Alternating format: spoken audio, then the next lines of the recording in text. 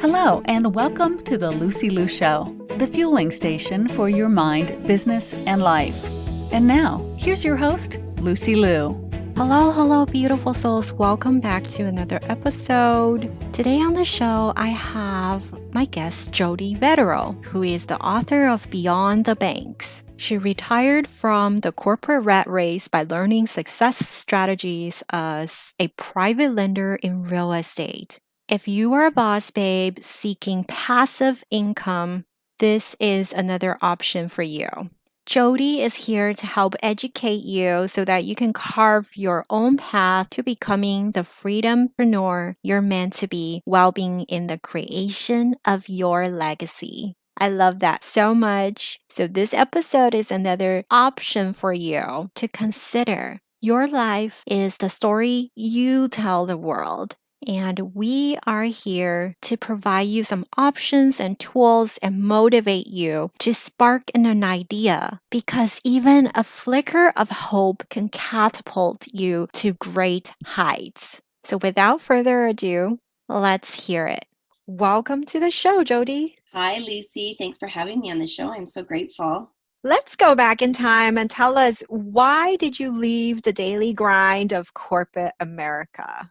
Well, yes, that is a little bit of a story, and it's probably a story that a lot of people who've gone through that corporate to entrepreneurship have gone through. It really was basically, well, mine was had a lot to do with the fact that I had a baby in my mid-40s. When I came back from my mat leave, I am Canadian, so for your American listeners who might be hearing that I had my 1-year mat leave, I don't know how you guys go back to work after 6 weeks or 2 months or whatever it is. It's not right.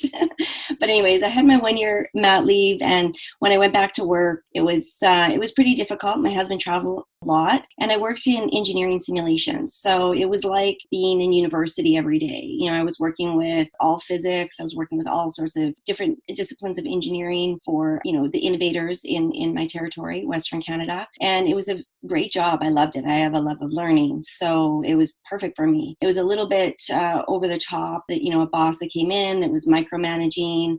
He just sort of kind of targeted me, honed in a little bit, and just started causing some pretty deep stress for me. And as a result, I just felt like I was running all the time. I wasn't enjoying those moments with my son. And it really, we often are asked, what's your why? What's your why? Which to me equals that's the thing that's going to be your driving force that makes you make a move, makes you make big decisions, take risks, follow through, all of that kind of stuff. And my why really became about my son and not being able to really take on those moments with him because I was just so deeply overwhelmed with stress. And I came to a point where I thought, you know what, that's it. I pulled up an Excel spreadsheet. I put down all of my assets. I laid out my financial landscape on this spreadsheet, and I could see very clearly that with some restructuring, I could find financial independence through the strategies of private money lending, which I'd already been dabbling in. And at that point, I was free. And then it really, the big thing was, probably the biggest thing is believing in myself. We get to a point where we're like, can I do this? And it's like the numbers were there. Everything was there. The logic, the math made sense. And I was like, I could do it. But it took me a long time, like probably another 8 months to really believe in myself in order to finally make that move and take the plunge and call my boss up and say, I'm out of here. Thank you very much. But it's time for me to move on. So that was my transition from employee to soloprenneurship. So when we hear about people talking about real estate investing, we're always hearing flipping houses, rehab. There's actually a difference between what you do than flipping houses. Can you talk about that? Absolutely. So with real estate, there are a zillion different strategies to make money within real estate. And you just have to kind of find that thing that works for you. Time, what your capabilities are, how you want to manage, your money, how you want to manage people, all of that kind of stuff. So for me, I've done a lot of different real estate training. I've learned all about flipping, fix and flipping. I've done a small renovation in a buy and hold that I had. I sort of didn't really have the time to fix and flip. When you're fixing and flipping, you're going out, you're sourcing the house, you're negotiating the deal, you're doing all the sweat equity, you're figuring out what needs to be renovated, you're doing all the market analysis, you're managing the contractors, you're staging, selling, all of that kind of stuff, managing the money. Now, those people, generally speaking, do not go to a bank and get conventional mortgages, as we know how to, go out and buy a house and get a mortgage from a bank. They always use what they call OPM, other people's money. And so basically, I act as the OPM for those active investors who are out there doing that sweat equity. I want to be passive because I don't have the time to, as much as I would love to. I do have a background in architecture. That was the degree that I do have a design degree. However, being a mom, being on I have the job that I had, I just didn't have the space to be able to do something like that. So passive private money lending is an excellent way to make double-digit returns. Your money is secured on the title of the property. Down in the States, you call it the deed of trust. And you basically have that in your back pocket, and it's collateral that you don't have when you're invested in the stock market. And it's pretty nice. It's pretty low time commitment. So I love it. Changed my life. So basically, it would be low risk as well. Yeah, I mean, it is it definitely is, I think, classified more as a higher risk investment. But personally, I see it as a lower risk because I've had the education, because I've really got the knowledge around it. And so to me, I feel like I have the same rights as the bank. If you have a house with a mortgage, the bank is on the first position of the title and you stop making payments, they start sending you letters, then they will eventually start the foreclosure process and ultimately take back the house from you. And as a private money lender, when you're on that deed of trust or on that title of the property, you have those same rights. So if the project goes sideways, if somebody stops communicating with you, anything like that, you send them a demand letter, you give them X amount of days, like 5-10 days to pay you out. If they don't, then they're in breach of the contract, and therefore you can start the foreclosure process. And ultimately, what I like to say is in times of turmoil, when markets go down, you have two choices with stocks. You can either sell them, cut your losses, or wait it out and get into hope and prayers that it'll one day come back. But with real estate, there's a lot more creative things that you can do to preserve that capital. And for me, I like the idea of at least having a fail-safe, like having that extra level to do whatever you need to do to get your capital out of that house. So other than putting your name on the deed, how else do you protect yourself?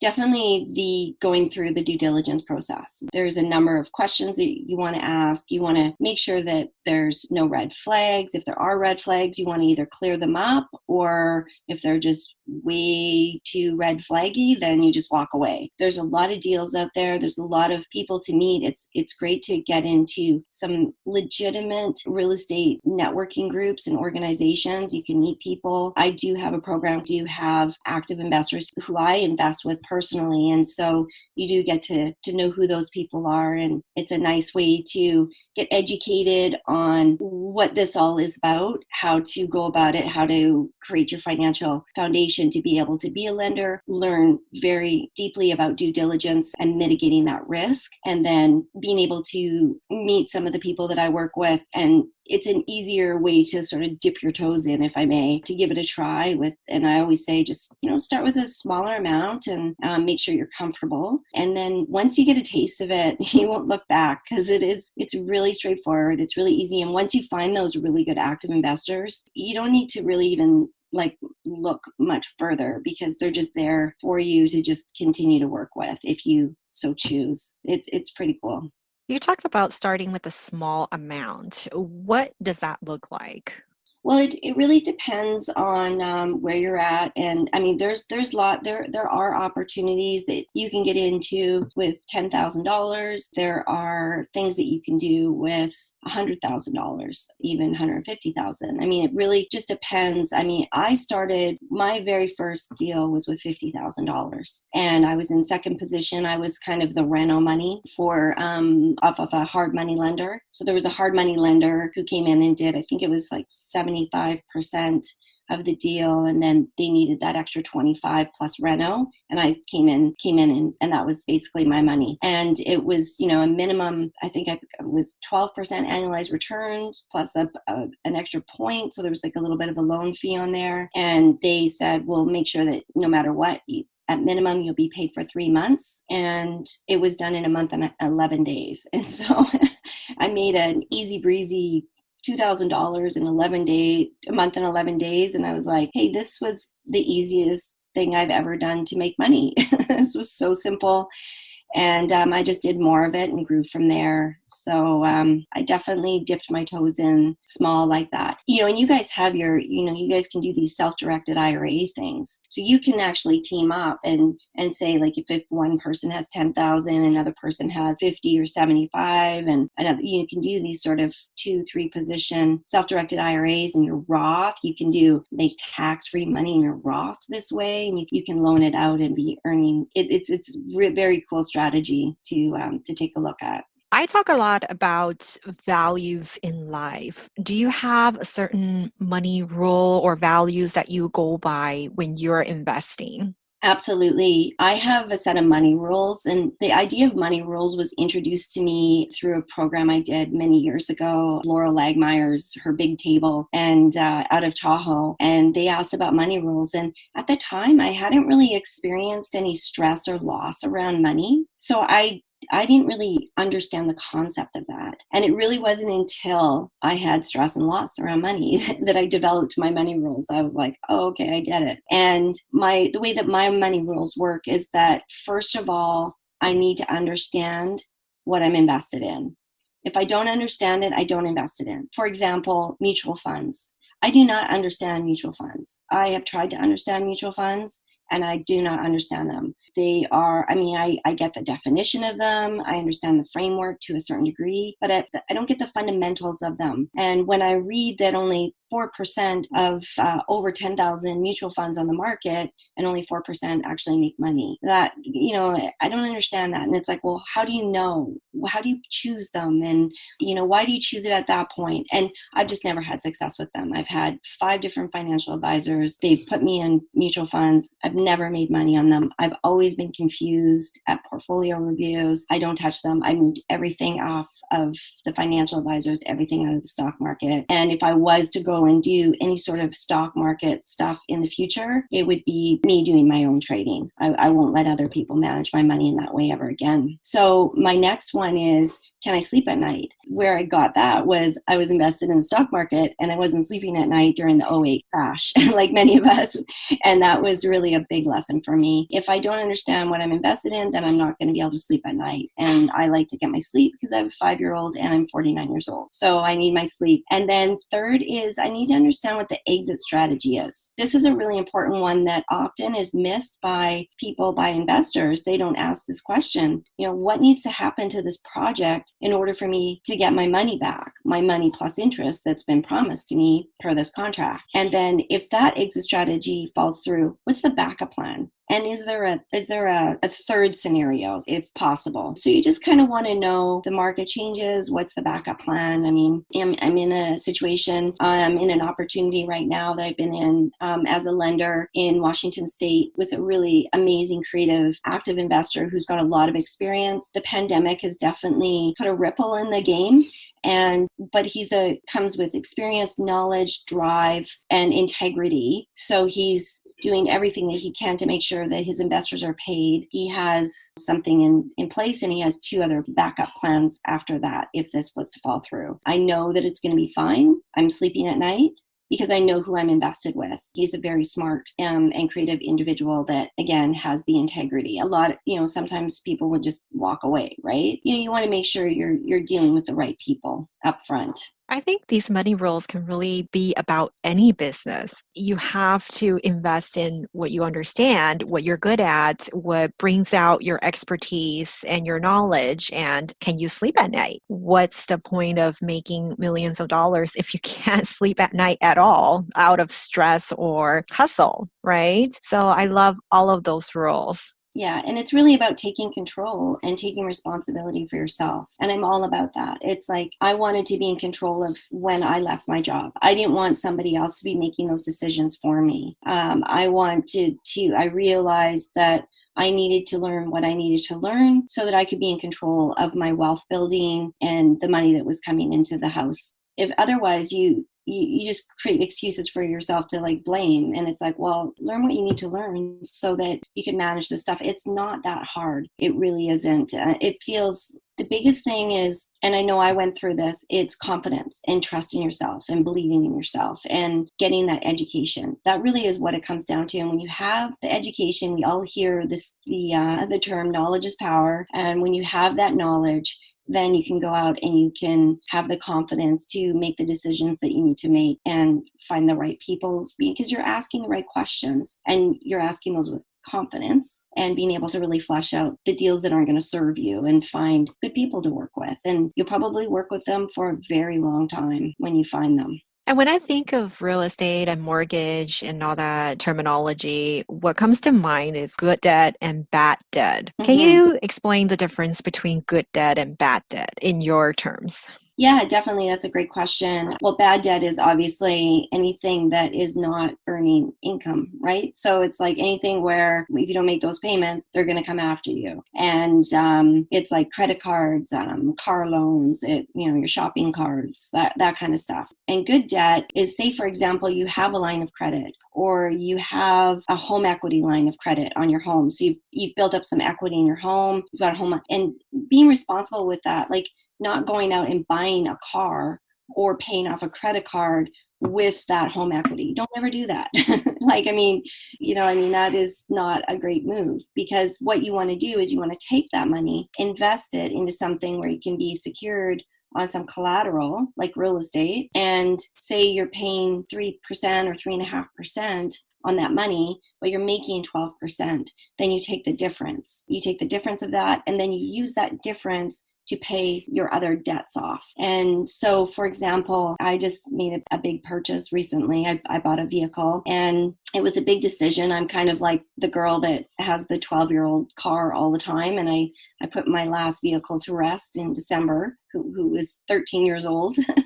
And so I sort of waited for a bit, and then I really wanted to get into a Tesla. I wanted to go full electric for a couple of years now. And I used to work for the engineering company that Tesla uses all of the technology I used to sell. So I knew a lot about what, the Tesla and how it was designed and built, and the fact that it was built with the software that I used to represent was pretty cool. And what I did is I had some money come back from another loan, and it was interest, and it was significant amount. And I thought, I could just buy the car out right now with this. And then I thought, no, I'm going to invest it. So I invested it at double-digit returns. And so I'm holding on to that net worth, and then I'm using the monthly payments that I get from that investment to cover my car payment and my insurance. So I put down a smaller down payment on the vehicle, and then I'm just covered. And I had a hard time getting my head around, it was kind of like the math for leaving my job. It was like, should I really do this? And then this is kind of crazy. And, we can get away with the one car family still for a little bit longer. But I'm like, but the numbers are there and we can do these things. So anyways, I went ahead and I did it, and I'm all covered, and I'm not worried about it. So it's there. And if I need to go out and get a mortgage because we do want to buy another property, but buy another, like a bigger home. And at some point we're in a condo, and I have that as part, that money that I have invested is part of my net worth. Whereas when you sink it into a vehicle, it's kind of like, you're not going to, they'll ask you, how much is your car worth? But you're not going to get the same amount of value as part of your net worth as if you have it where you just have it invested and loaned out, and you have a contract you have a piece of paper that backs up that you have that money. Mm-hmm. So with your passive investments in real estate, how many hours would you say per week do you work on that? Oh, it's so little. I mean, I wouldn't even give it a per week thing. This is the amount of work. Okay, so once you actually go through and get yourself set up, that's where the work is, right? Like with anything, it's like it's the beginning, it's the learning, it's getting the restructuring happening, and that was definitely some work, right? I had to deal with mortgage brokers, I had to get them a lot of paperwork, I had to all that kind of stuff. But once you're set up and you have that money available, it's really just like, okay, analyzing the deal that you want to go into, and then making sure that when you commit to that active investor that you are going to move forward with the investment, you get a date, you agree on a date, and you want to make sure that you're available for that date to go to the bank or do whatever you have to do. And then that's all it is. You go to the bank, you get your bank draft, or you transfer your money, or you wire, or whatever the scenario is, so that you can make sure that you have that money for that active investor so that they can close on the deal. Because if you pull out at last minute, that really, there's a huge ripple effect, and that active investor will never work with you again. So you have to be responsible with that. So you commit, you move that money, and then boom, you're in. They send you, the deed comes in a couple days later to you by mail. You file it. You put the numbers down in a tracking document. You sleep at night. 6 months later, 3 months later, whatever the length of the deal, you'll get a heads up. You go to the notary. You sign off so that you can be removed from land titles, and then they can be free and clear to close the house. And then the money, boom, that same day gets transferred into your bank account, and you look for the next deal. That's all it is. So it's not even a per week basis. It's like if you're in a deal for 6 months, you're dealing with getting the money the day of and getting the money going to the notary. That's probably the most work, is booking in with the notary and getting that paperwork signed, and that's it. So it's very passive. I mean, you're really just... Awesome. Is there a quote that you go by? Oh, well, I love that. Knowledge is power. That quote was a really powerful quote for me when I first heard it. I don't even know where I got that from, but it's sort of a common thing, but it really is, because when you have that knowledge that you need, you have the confidence to make sure that you're in charge. You can ask the right questions. You're not going in, you're not dealing with spin doctors. You'll be able to flush those out and be able to just have the confidence to really make sure that you're doing what you're doing. You get educated, get your knowledge.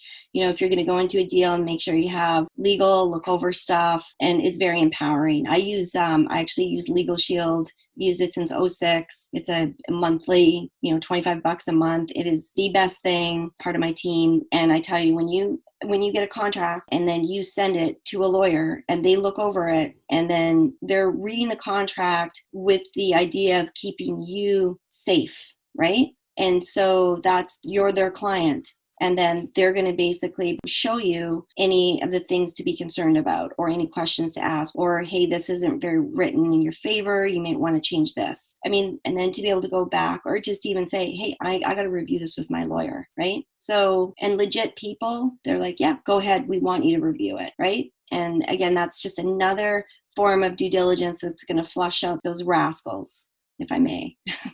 There's a lot of rascals out there. Anybody, when you're people who have the charm and the way of raising capital, it's you have to be careful. You really have to be careful. But there's so many of them that are completely legit, and you just have to find those people and work with them.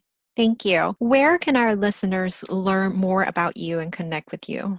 Yeah, sure. I mean, for my Beyond the Banks Academy, I have, you can go to jodivetterl.com, JODIVETTERL.com. I have a free masterclass, jodivetterl.com/free-masterclass. And that'll take you to the masterclass and guide you to a consult and all that. And, I guess there's, Facebook, you can look up Beyond the Banks, JV. I've got a Facebook page for Beyond the Banks. That's the name of my book. Thank you. You're welcome. Thanks for having me, Lucy. It was a pleasure.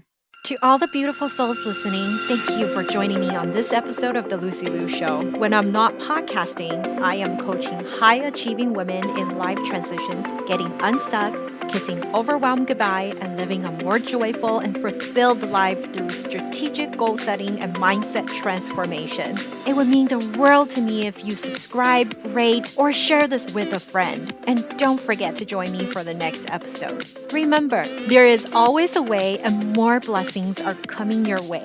For free resources and show notes, head over to lucylucoaching.com.